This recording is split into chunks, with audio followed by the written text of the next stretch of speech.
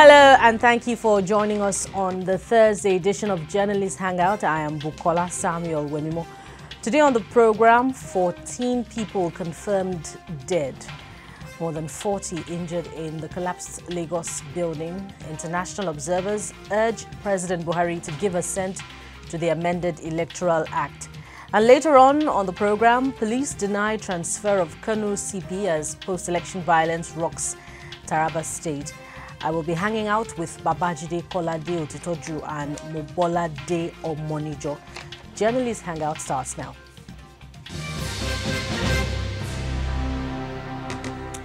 Now in Nigeria, the pension for citizens for negligence is taking the country back to the Hobbesian world, where life is nasty, brutish and short. For the upteenth time, a collapsed building claimed lives of many in the country's commercial capital, Lagos, on Wednesday. About 14 innocent lives, including that of school children, were lost in the disaster, with more than 40 injured. Yet this is an avoidable tragedy if owners of the 4-story residential building containing a school housing about 100 pupils had heeded warning by regulators. That's our first talking point on Journalist Hangout today, as I bid you welcome, gentlemen, to the program. My pleasure. Now, I'm starting off the program today with a pretty heavy heart. Being a mother of 3 myself, it's really sad. It's heartbreaking, you know, for this event to be the one that will form the wake-up call for authorities to do the needful about structurally defective buildings on the island. Gentlemen, I can only start by asking what your reactions are. Babajide. Well, it's particularly shattering that this has happened again. On Lagos Island, we've had many cases of building collapse, and sometimes we are lucky, maybe a few people will die. At other times, many people will die. But we've not been able to solve the problem. We've not been able to banish the ghost of building collapse. And it really draws attention to the weakness of our institutions.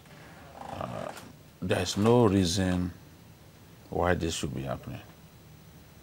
Because every year when the building collapses and lives are lost, government officials will threaten fire and brimstone. They will tell us that measures will be taken to forestall a recurrence. And after 1 year or 2, a building collapse even bigger on scale than the one they are talking about will happen. So it's terrible. It's terrible. I listened to the governor of Lagos State talking about the fact that many buildings in that area are defective. Many of them have been marked for demolition, but that property owners willfully refuse to comply with the directive, with the demolition notice. Because once you are served with demolition notice, you are supposed to evacuate those buildings. So the question is, what do we do when irresponsible property owners stay put at the risk of their lives and at the risk of the lives of their tenants and other people? What do we do? How effectively do we, as regulators, even go around our cities to ensure that buildings that are structurally defective are removed? Do we do that frequently? Do we even do that? You know, so, and when we mark buildings for decoration, for demolition, how soon do we take out those buildings? Because when you leave those buildings there, after you mark them for demolition, and you do not take action, they continue to live in those buildings.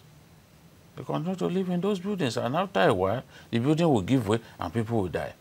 So if we mark buildings for demolition, we should take action promptly.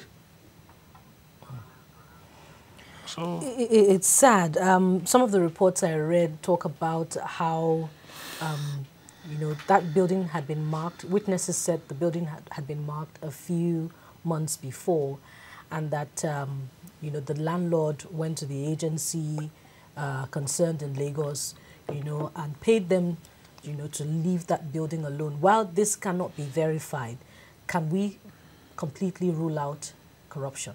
No, we can't rule it out. We can't rule out corruption because when you have buildings marked and nothing done, it shows that something is going under the table. I mean, that's what it suggests anyway.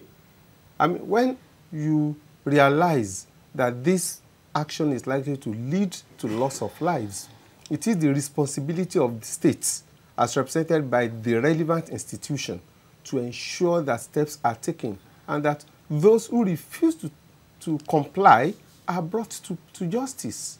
But nobody is, even when buildings go down, all we hear is that, well, they've been summoned and all that. Nothing. We don't get to hear anything again.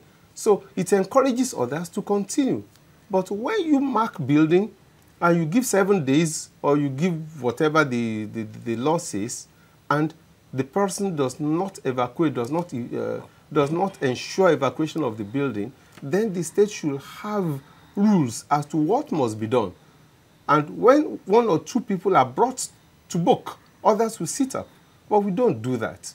All we see is the place is turned into a tourism attraction. Thereafter, officials of state will turn up. Then they would feign heavy hearts. And thereafter, life continues. Because it doesn't affect them.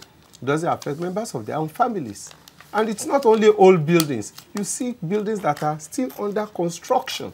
They come down. That shows also that the physical planning laws are not being complied with. Not only old, new. Ongoing efforts. Construction workers are brought down. Professionals are involved. Nothing gets done. I mean, what kind of state are we living in? You said obedient state of nature. That seems to sum it up. Life is nasty. It's so cheap. Nobody seems to care. In other crimes, one life evokes so much emotions and so much action to ensure that there's no repeat. But year after year, we keep seeing this, especially in Lagos. For how long will we continue like this? Yeah, that's the question. During the 4 p.m. news, I saw a reporter, doing a piece to CAM, and right behind him was a building, evidently structurally defective, architecturally wrong to be carrying as much as 4-story, and right beside it was another building, and the distance between the 2 buildings was just slightly longer than my forefinger. And I think to myself why these buildings remain. Now, looking at the parents, the heartbroken parents who are now protesting that all the structurally buildings that are the structurally defective buildings on the island should go down. Will this be the wake-up call for government to finally act? After this, are we still going to be seeing structurally defective buildings on the island, or that this will be, a definite end? No, we'll probably still see a few of them. Unfortunately. It's a very easy prediction to make. It's not even like predicting who will win a governorship election. It's very easy. It's very easy to predict that there will still be buildings where they are not supposed to be. There will still be structurally defective buildings standing on Lagos Island. A lot of the buildings on Lagos Island are old because that's a very old part of town. They are old. They've not really been restored over the years. It's possible for a building to be old and still be able to stand the test of time. But you must restore the building, from time to time. You must have that maintenance culture where slabs are showing signs that they could give way anytime. Where a landlord has the maintenance culture, he will go and plug those holes before disaster happens. Well, we don't see that. These landlords are irresponsible. All they're after is simply to take money from people. And then we behave in our country like there are no laws. People just do what they like. If you are building, you took permission to erect a 3-story structure.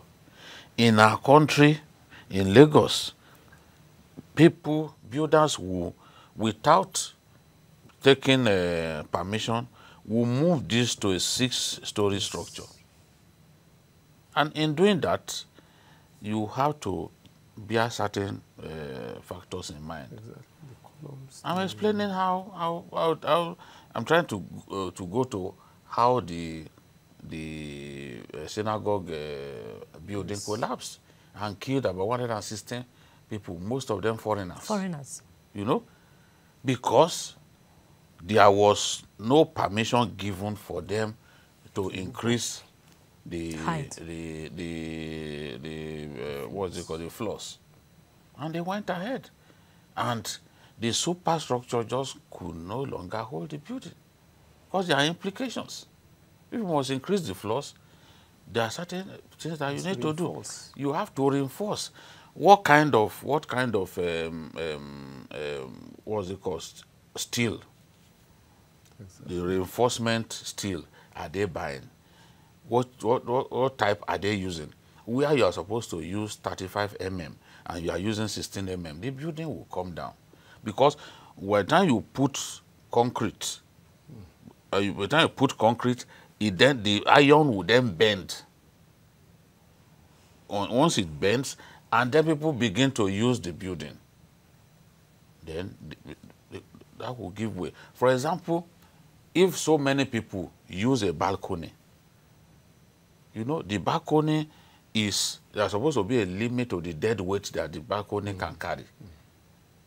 Because large crowd of people also bring down buildings. Because if a building is not designed to accommodate so many people, and then you have so many people, because we do it in Nigeria, we just carve out rooms and all that so that we can make money. Once the building carries much heavier weight than it should carry, it will come down. Who has the responsibility to decide that the right volume of cement, that the right volume of sand is used in the building process? Well, people just, and if you don't use the right, maybe you have sand as wide as this table, there has to be the right measure of cement that you use for it before you start molding blocks with it, or before you even start setting blocks. If you do not get it right, the building will come down. All these people want to build tall structures, big structures, and they don't want to use the right engineers, the right professionals. They go and employ quacks. Quackery is so common on Lagos Island. And that's why we have this problem. Every year we'll be told that problem will be addressed. But you see clearly that with time, the problem will remain. Go to the island and see how many buildings are carrying the X sign. And you tell yourself, why are they still standing?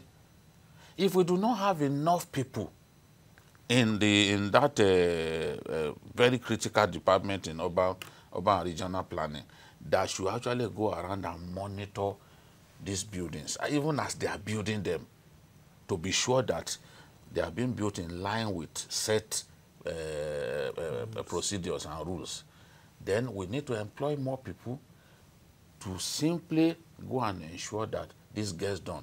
And any time that a building collapses, the governor must allow heads to roll. Exactly. If we don't do that, it will continue. Those who simply take money from you and I to allow us to carry on with illegality, they will continue to get fat where they are in those government ministries if they don't get punished. I remember Bola Ahmed Tinubu when he was governor here, and there were complaints of even skyscrapers being built on drainage channels. Obafemi Awolowo Way. So many parts of Lagos. Now, it became difficult for the governor to simply go out and be removing those buildings. Even the cost of removing a tall building, a skyscraper, is easier. Imagine. You want to do controlled demolition. It will cost a lot of money. The explosive devices, the TNT that you put together to be able to do that. So the governor now felt, okay, these buildings didn't just begin to stand here. Some people gave approval for those buildings to be put there. So he went to the ministry and he fired people. He made people pay. But he didn't remove those buildings because at the end of the day, it's not simply the fault of those people. Because by the time you call them, you are dragging them here and there, they will show you approval that they got. And if they go to court, it becomes a problem. It takes longer than usual. So to the get issue of corruption, I don't think we should treat it with levity. This has to be investigated. It has to be investigated. The black legs in those government ministries that allow illegalities to fester, they must be fished out and appropriate punishment meted out to them. This is what I think we need to do. Absolutely.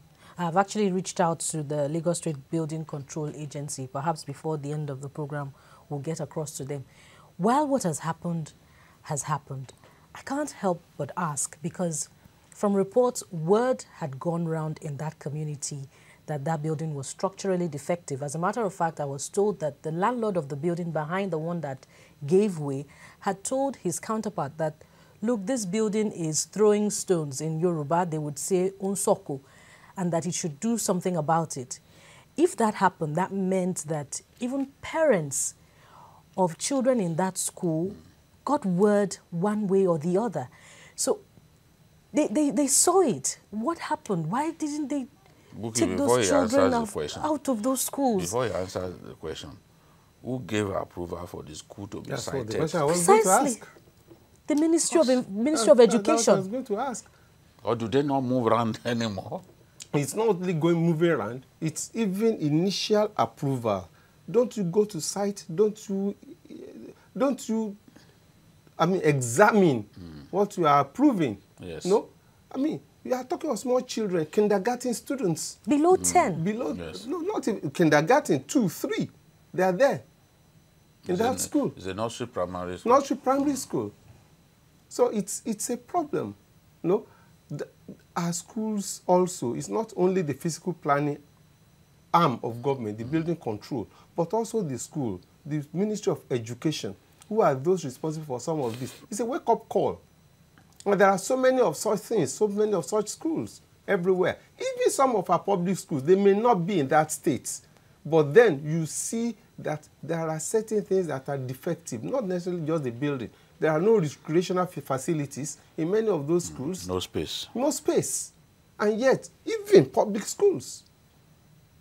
And officials will go out and harass those in private and leave out even the public schools. Somebody has to wake up. We say this is center of excellence. It should be in all respects, not sectors.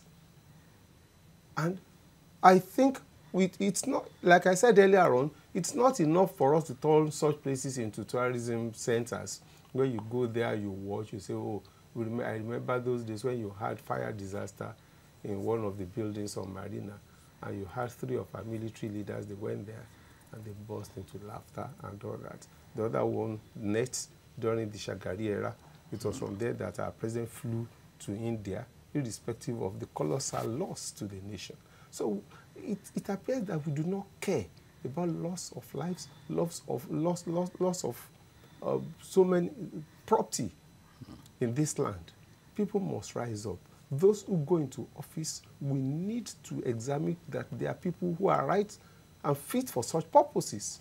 But we don't seem to care, no? And that's why they take things with levity. Anybody who is in office and is unable to rise to the occasion, then he should not be rewarded with another term of office. And that's not what we have all over the country. We need to rise up. We need to wake up. And as we look at our final thoughts on this, there is also that ancestral sentiment, that landlords on the island hold on to because of, the location being an ancient one in Lagos. So when Lagos state government wants to do anything that goes against their heritage, they're confronted by that sentiment. How can that be overcome going forward if there must be progress in bringing down structurally defective buildings on the island? Generally speaking, you don't run public affairs on the basis of sentiments.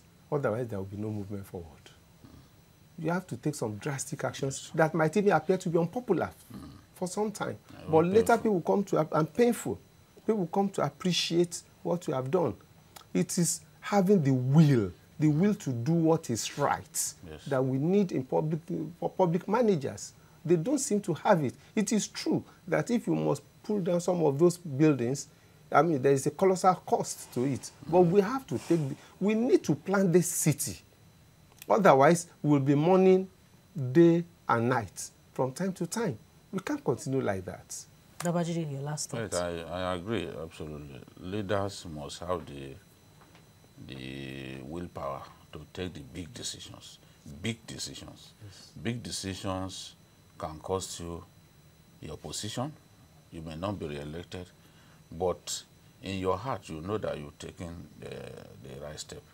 And that's why I respect El-Rufai, the governor of Kaduna. He has shown that he can take the big decisions when they matter most. I may not approve of some of his actions, you know, but occasionally he takes those big decisions, and that's the right thing to do. A leader must be able to take big decisions, even at the risk of your own well-being. If you are a leader, you can't take those big decisions, then you are not worthy of holding the position that has been given to you. If our leaders will show greater courage, honestly, those buildings will be removed. I know that as we approach elections, it's always a big issue. Yeah. Part of why Ajimobi faced the problem that he faced was because he was demolishing buildings here and there, you know. But he wanted an Ibadan that he could be proud of. That can't be a bad thing to aspire to. Our people are difficult. We have to admit it that our people are difficult.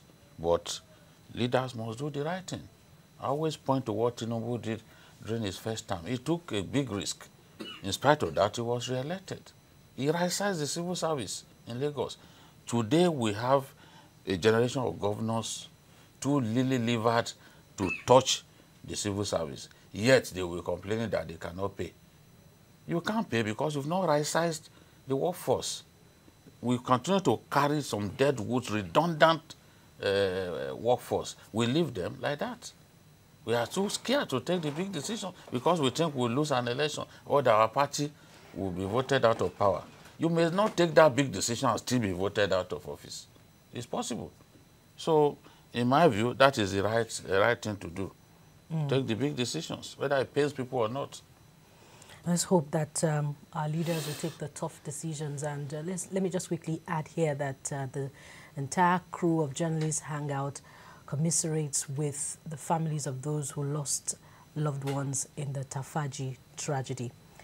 Moving on now, in human affairs, there is no perfect situation, but the room for improvement is perpetually open.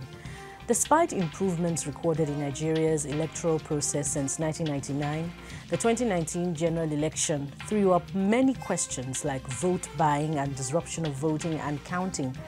In the face of these, one of the international election observer groups that monitored the general election in Nigeria, the Pan-African Women Project to be precise, has appealed to President Muhammadu Buhari to give assent to the amended Electoral Act.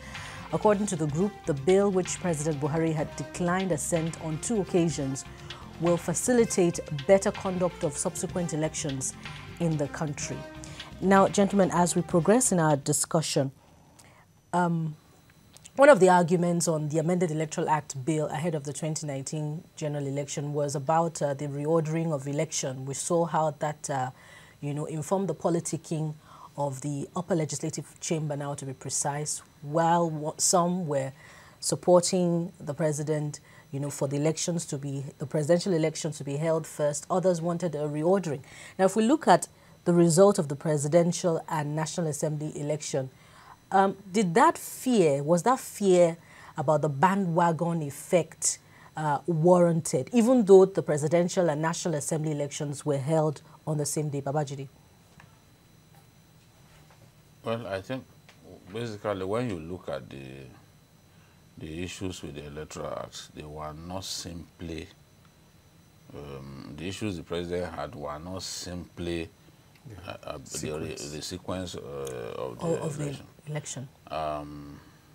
there are other issues there. There are other things there that I thought the president should have agreed to. For example, there is electronic transmission of results. There is the preeminence of the card reader, the smart card reader. The framers of the Electoral Act wanted the card reader to be used for every election, yes, no matter what. And that if the card reader malfunctions on election day, the election can be conducted in that same polling center the following day. This was what they wanted, you know. So then, of course, the electronic transmission of results. I didn't particularly like the idea of not passing that electoral bill into law, because when you look back at what happened in 2015, the card reader was bypassed in many states, and we had this court case that got up to the Supreme Court, and the Supreme Court ruled in the case of Rivers that the card reader was not backed by law. Therefore, you cannot argue that you are denied victory because the card reader was bypassed as an electronic means of accreditation. So what we have is 2019 election. We've had 2019 election. The card reader remains illegal, but INEC insisted that it would no longer use the incident form, and that anyone or where the card reader was not used, its officials should enter zero. Now the question is, if someone goes to court on the basis of that basis, what do you think the judgment of the court will be?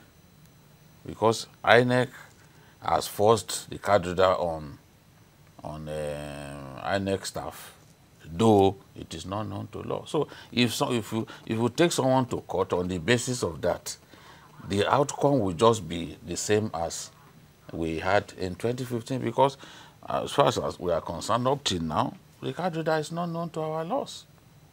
It's not known to Nigerian law. So I felt that the president should have signed at that time. And one of the big issues that came out of this election was the matter of electronic transmission of results. I think that in this age and time, we shouldn't be traveling 6-7 hours to simply go and deliver results in paper form. All right. Just hold the thought there, and let's go for a quick break. We'll be right back. Stay with us.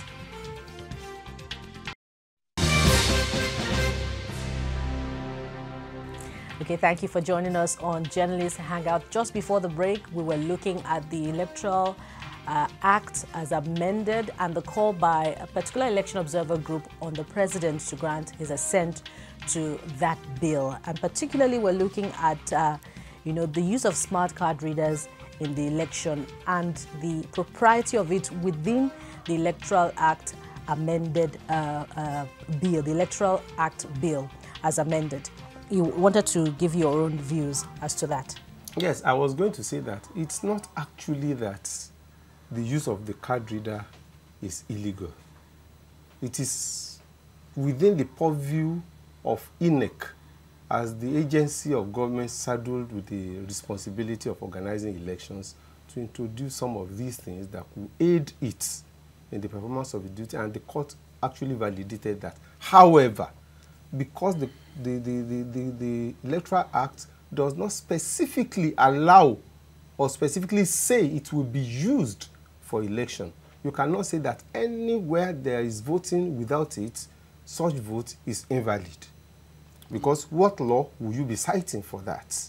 And that's what the Supreme Court found, as it were. So it's a little complicated and it's unnecessary.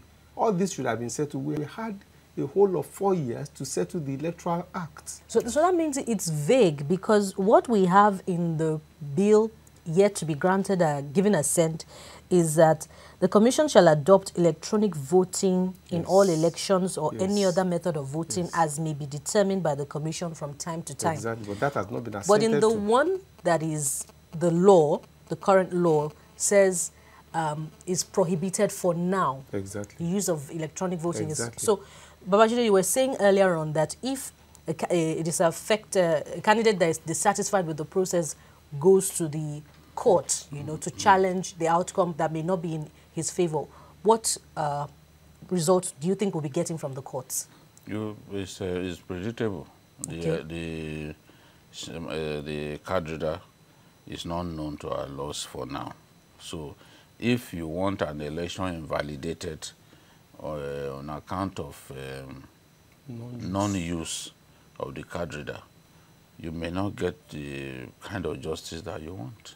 In fact, I doubt if you will get it, because we know that president is always cited in our jurisprudence. So someone will refer to the judgment of the Supreme Court that have found that the card reader is not known to our laws. So people were arguing that it was too late in the day for the president to sign, but there were moves. This thing had been presented to him a number of times, and then he would turn it back. And I recall that Goodluck Jonathan actually put his assent on the eve of the 2015 election. You know? So on the eve of 2015 election, it was brought before President Jonathan, and he gave his assent. And the then Attorney General, the Kogiman Adoke, announced that the president had given his assent. So even if they brought it to you 24 hours to the election, you could still give your assent. But, well, there's no need to cry over. Can we say that it is law if President Jonathan gave his assent on the eve of the election?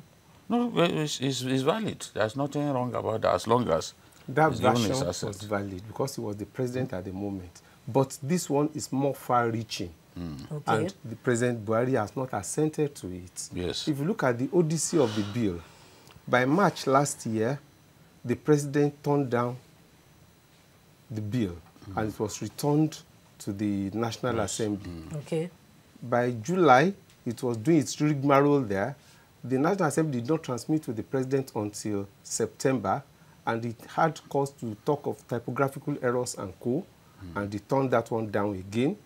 And by November, the final one was transmitted to him, the final one before this, that's the third time, and he declined assent on December 6th. So you see, it spanned almost a whole year. And you could see that it appeared that some game was being played, actually. Yes. That you had a president who was unwilling to give his assent to that bill, as it were. But I think going forward, something has to be done urgently. We don't have to wait until 2022, 2023. What he said was that before we do that, the incoming government will give his assent, that it was too late and all that. That's what he said. That was what he said. Even though in saying that too, he pointed out a few things again that he had noticed. And the National Assembly said that in looking at that one, they worked closely with his men, who are the liaison officers between the executive and the legislature, and that they had the opportunity to point out whatever he was uncomfortable with. And he also knew they were considering it, and he knew it was late. So why were they considering together up to that time? But we need to, all of us as Nigerians, we are stakeholders. It's our country. We cannot continue to say that even if the election had gone well, it would have gone this way. We want to know exactly the will of the Nigerian people. Yes. At not the same cost of loss of lives and so on everywhere. It's a shame. Our elections should be conducted in a manner that each and every one of us can vouch for the fidelity of the election. Exactly. A situation in which we conducted elections and people will be saying, no, this election was not free and fair. It's not good. Or where soldiers and other undesirable elements will be chasing people away from polling centers, from collation centers, and then we will hear, no, they are fake soldiers. Oh, they are not. We shouldn't be happening. No. The question to ask is, does it happen in other climes? Exactly. Do they chase people away from polling stations at gunpoint? And technology can actually address some of these problems that you don't even need to show up Exactly. and line up for hours. You know, so we are saying that our balloting processes must be constantly fine-tuned, you know, and given legal backing.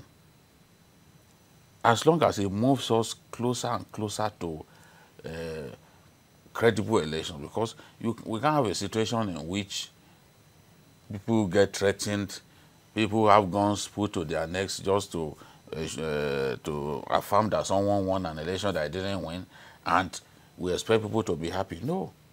There are problems that arise every year during election that necessitate constant reworking of this our electoral laws. And the president and the people around him must realize that if we didn't have the card reader, for example, you know, our elections would have been like we used to have. But at least things are a little better with the card reader.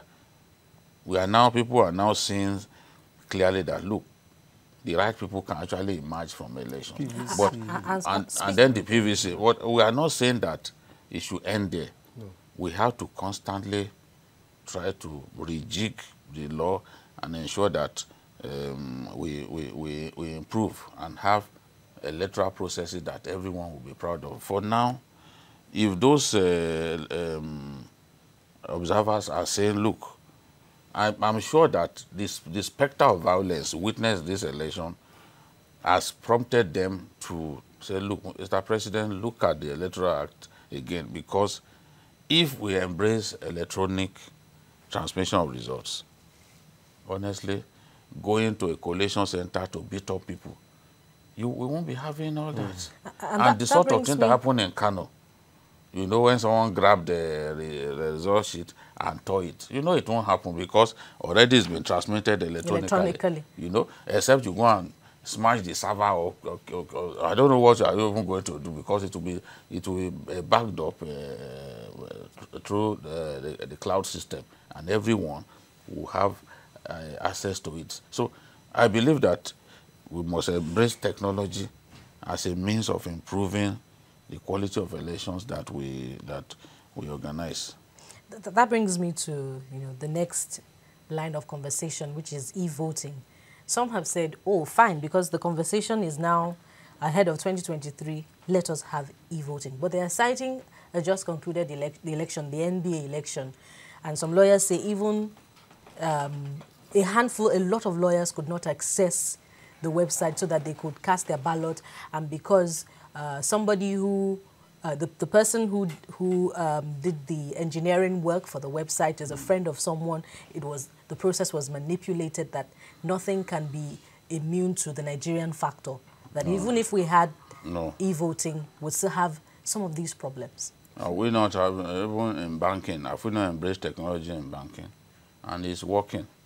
You can transfer business, you can transfer money to people on your phone, and those people will receive it. We can't, because of what transpired in the NBA election, now totally throw away an idea that can revolutionize our electoral process. The question that people don't answer is, how come India, the biggest democracy in the world, how come they will do elections today, within 24 hours they will know who has won? Why must we just remain static? Is it that some people are just opposed to the growth and development of our country? It's only the negatives that they always point at, because lawyers were crooked in the management of their own election. That's not our business. The people made it possible for India to be able to organize elections as big as they are, and everyone will know the result within 24 hours. We should talk to those people. They are the people we should work with, not the people who helped the NBA to organize a sham election. Rig their elections. Huh? Yes, I was going to say the same thing about India, because India is the largest democracy in the world, and yet they've been able. And again, if you even look at level of development, if you look at the rural India, if you look at level of ignorance and so on, I mean, there is some similarity with us, and yet they've been able to move ahead. And even beyond India, the last election in Namibia, they embraced e-voting. In Namibia, that's Africa. And it works. Sierra Leone was partially electronic. Electronic. That was last year. Everybody is leaving Everybody is leaving us behind. We will be talking about MBA. What are we talking about? All right. Moving on now. Rumors, especially the negative ones, thrive in careless societies.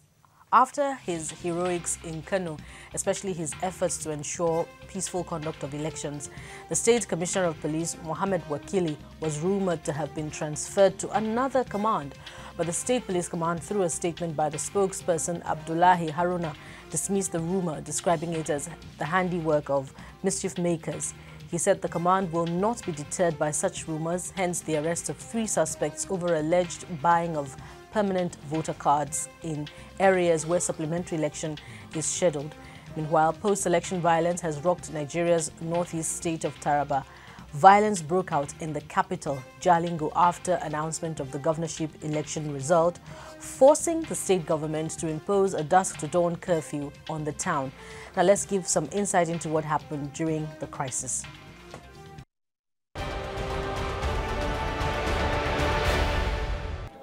Taraba State is witnessing post-election violence. It began as soon as the results of the governorship election filtered in. Women and children are not spared in the list of those affected. These 2 police officers were among the lucky survivors who shared their experiences with TVC News at the Federal Medical Center Jalingo, where they are presently receiving treatments. On reaching the other roadblock, we met them. There are more than 100. They now stop us there. So they asked me to identify myself. I did not even talk. I keep quiet. From there. They just started stab me with knife and cutting me with cutlass and stick. So on the process, there's 3 guys among of them which they see blood was coming down on my body. They have pity on me, stop the other guys, but they couldn't. Then those guys helped me as I come down from the KK. I now got a little chance and run. I locked my gate. They follow me, they knock the gate, gang, gang, gang. Will you open the gate? Will you open the gate? If I'm not going to open the gate, they are going to kill me now. They will pass through fence. So there's another road at the back of my house. I have to follow that road. Follow that road, now I want to enter another street. I come jam most of them. They begin to cut me. I say, what happened? So I rush from that place. As I'm rushing out now, the policeman just came. They say, what happened? I say, see them, they don't kill me. So policeman picked me. The chief medical director of the hospital, who spoke after a visit of Governor Ishaku, confirmed the casualty figure and the medical situation of the 2 other persons in his care. We've admitted a total of 33 patients. And out of those 33, 3 of them were brought already dead on arrival. 2 of the patients died shortly after admission. One of them died even in the vehicle that brought the patient here. So total of 5 mortalities of the 33 patients that was brought to the accident emergency. The state police says it has arrested 5 persons in connection with the attack, and the public relations officer of the command assures residents of their safety. Meanwhile, government has relaxed the 24-hour curfew imposed on Jalingo. The chief press secretary to the governor, Hassan Mijin Yawa, announced that the curfew now runs from 6 p.m. to 4 a.m. A report reaching us from various quarters in the city center indicated that during celebrations by party supporters, some miscreants determined to perpetrate evil went around and started attacking innocent and harmless people, resulting to injury sustained by a number of people. Meanwhile, the number of casualties cannot be ascertained, as all our effort is to contain the situation and bring it under control. He says all business activities are expected to resume and civil servants are also expected at their duty posts. The state government and security operatives have put in place strong mechanisms that will restore peace in the states.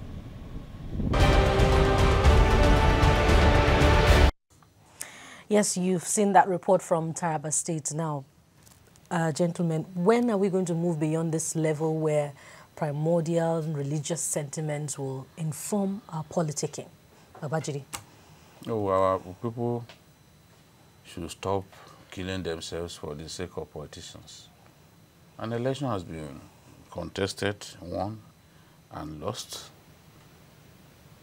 So why take to the streets to kill people? And I also think too that even when we are celebrating victory, we have to do it responsibly.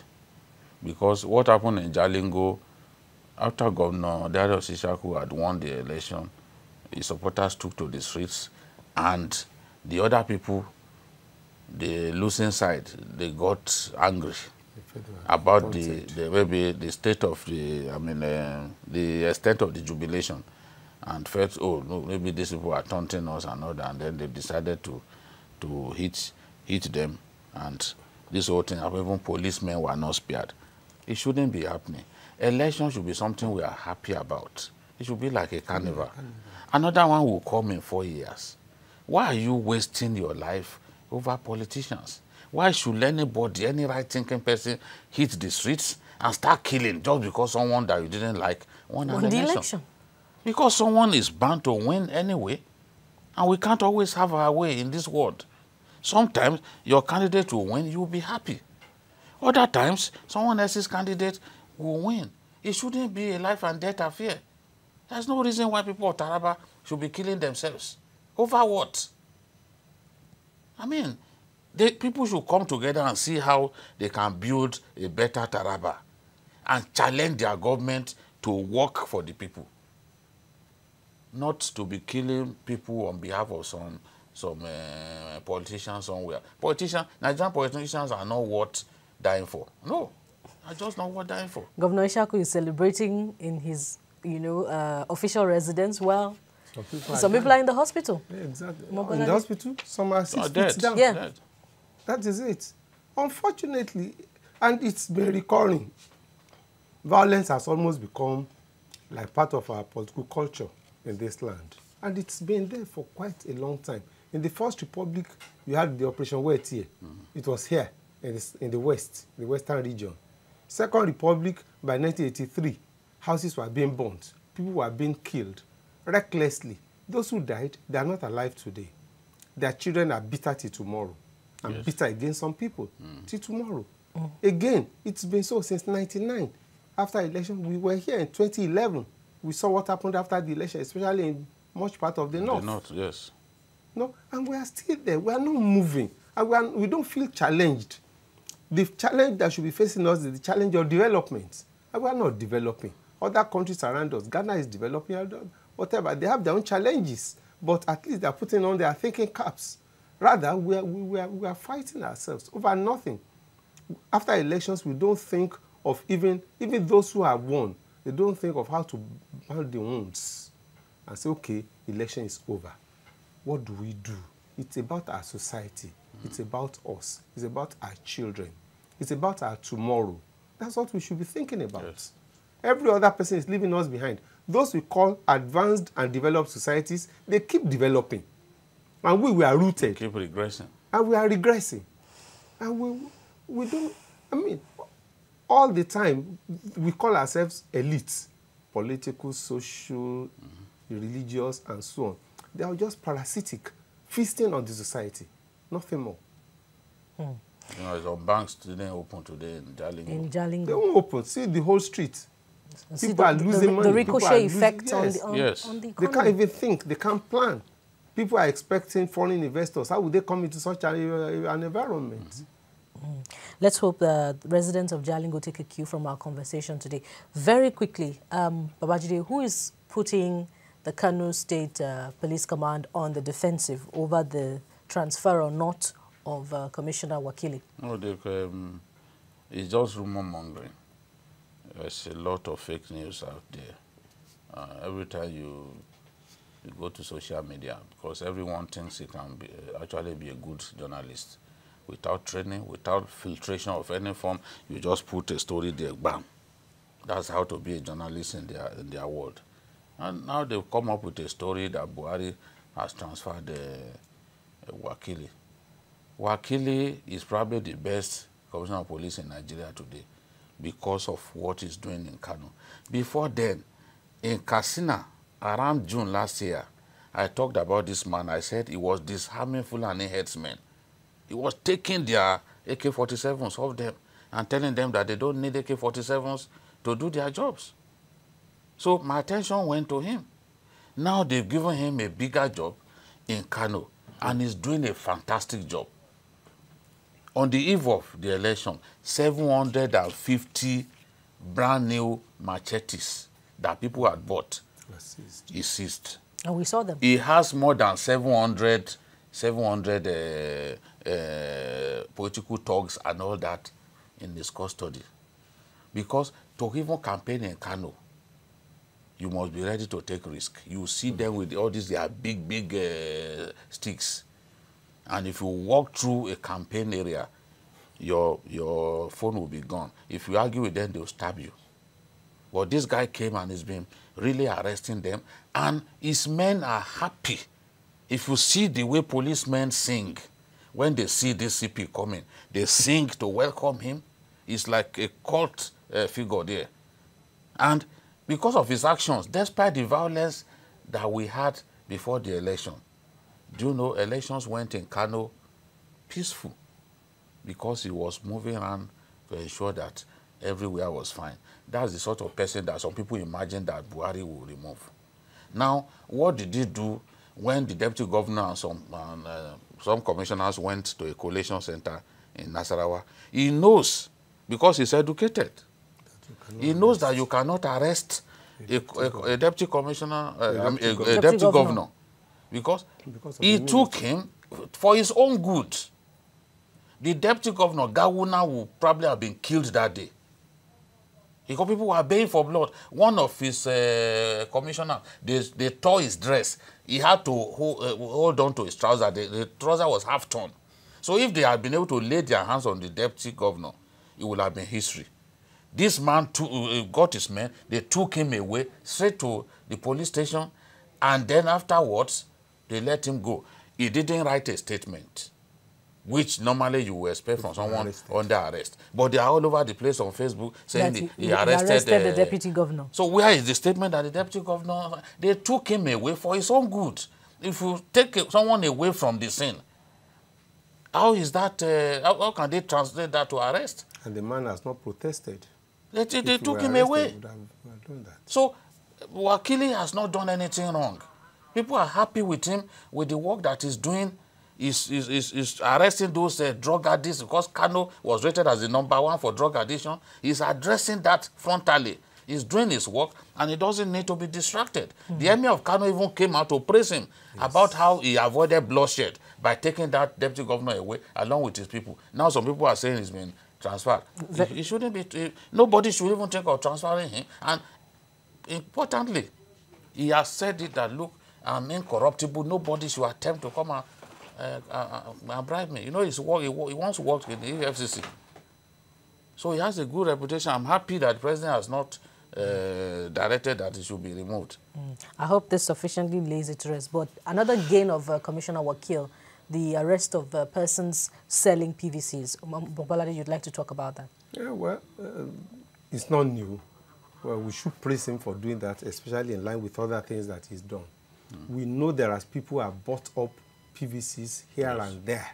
Even in Lagos here, we saw people of other nationals who were arrested for that months before the election. It's good that we should begin to sanitize this system. We should look for people who are able to stick out for professionalism. And when you see such people, all of us should encourage them and not try to destroy them. You can see what the observer said about Guinea in Akwa Ibom. Guinea did a tremendous job, and those international observers praised him. Took note. That this guy is a fantastic wreck. And the INEC chairman should be proud of Guinea and the work that he has done. It's been like that all along. So people's image should not be destroyed because they offer to serve their country. No. Individuals who discharge their duties without fear of favor, that would be a very good way, you know, to wrap up our conversation today on Journalist Hangout.